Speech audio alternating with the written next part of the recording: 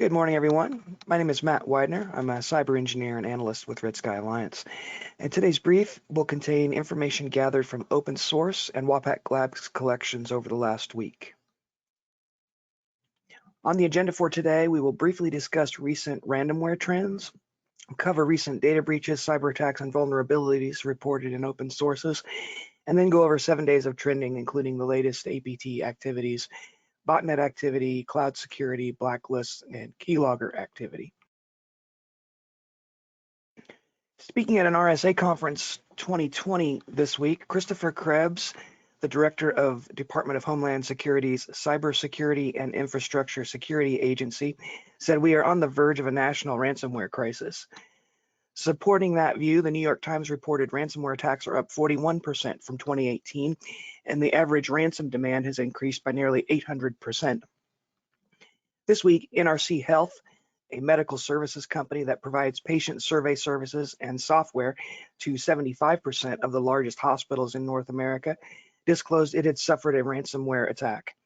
NRC has released little information related to the attack, but states that they shut down systems to contain the infection and are working with the FBI in the ongoing investigation. It is unknown what strain of ransomware was used in the attack. Also this week, a Massachusetts power producer, Reading Municipal Light District, was attacked by ransomware. No power outages resulted from the attack, and the company states there is no indication that customer data was compromised. Again, the type of malware used is unknown. On Monday, LaSalle County, Illinois, reported 200 county government systems and 40 servers were out of commission due to being compromised by ransomware, causing, quote, a big interruption into its services this week, end quote. County officials report they have opted not to pay the ransom and instead are in the process of wiping the affected systems and restoring from backups. New capabilities are also being found in malware. ECANS, the word snake in reverse, specifically seeks out industrial control systems, targeting those manufactured by Honeywell and General Electric. If it finds it has infected an ICS system, the malware kills running processes from a hard-coded list of 64 process names.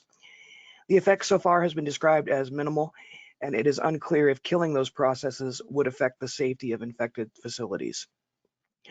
Ransomware for a service is on the rise, as Jesse Burke, Red Sky Alliance Chief of Special Operations, noted in his recent threat brief presentation, quote, ransomware as a service is extremely popular among novice English-speaking hackers, while Russian hackers use partner or affiliate programs.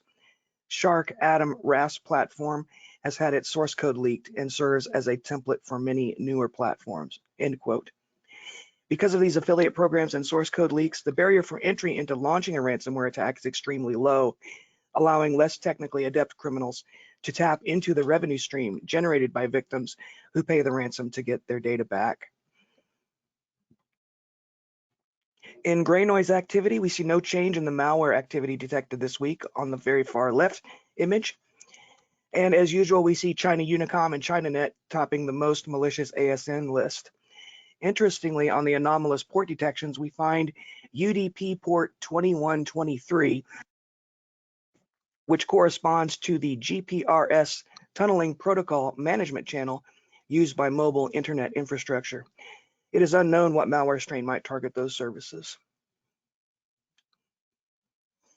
In open source news this week, last Thursday, the U.S. Congress passed legislation to award telecommunications carriers $1 billion to rip and replace Chinese equipment manufactured by Huawei and ZTE.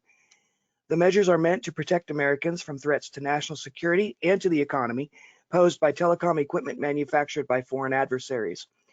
U.S. officials say that Huawei can secretly access backdoors in their equipment intended for use by law enforcement to spy on American telecommunications.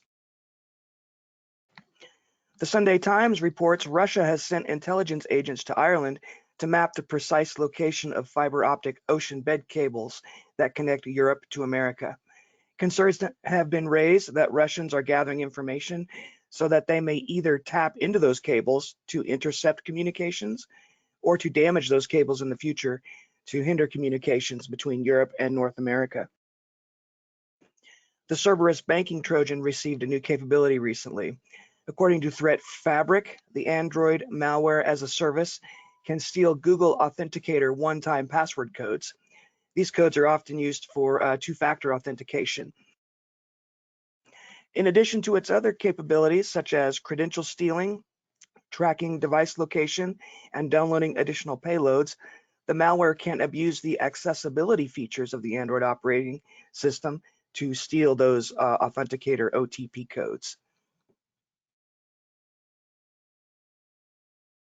Last week, we recorded approximately 1.2 million of the indicators listed above. These collections included our threat recon, keylogger, malicious emails, and sinkhole traffic data. These numbers on the slides show the indicators in the respective collections. Indicators are available to paid Red Sky Alliance members weekly, as well as our blacklists, which come in CSV, FortiSIM, and Proofpoint formats. These are the APT botnet indicators collected in the last 2 weeks. We had 562 unique APT indicators in the past 7 days. This is a significant increase from last week's reporting. You can use your two-factor authentication to log into CTAC to download the APT indicators discussed today. Please contact us on Slack or via email for any assistance.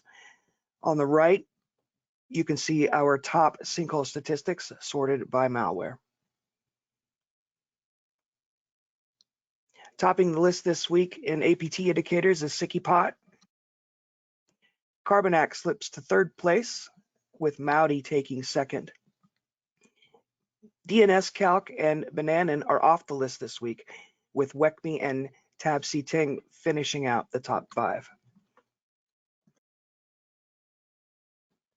Botnet activity over the last 7 days remains unchanged from last week. ChinaNet remains at the top, with Bharti Airtel and VNPT rounding out the top 3.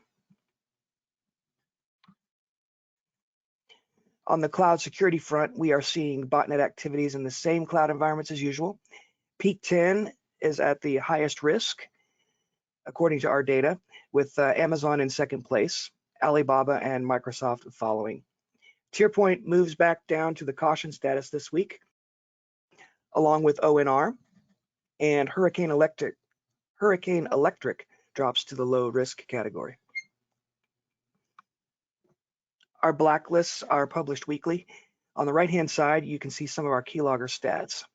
Last week, we observed 102,145 sinkhole connections from new unique IP addresses and 5 unique email accounts compromised with keyloggers. Please go to redskyalliance.org to inquire for additional support, complete blacklists, Red X-ray, and API access. Thank you all for joining us today. Please visit our Red Sky Alliance portal at redskyalliance.org for additional cyber intelligence reporting. And if you have any questions regarding today's topics, please get in touch with Jay McKee at wapaklabs.com. Thank you, and we'll see you all next week.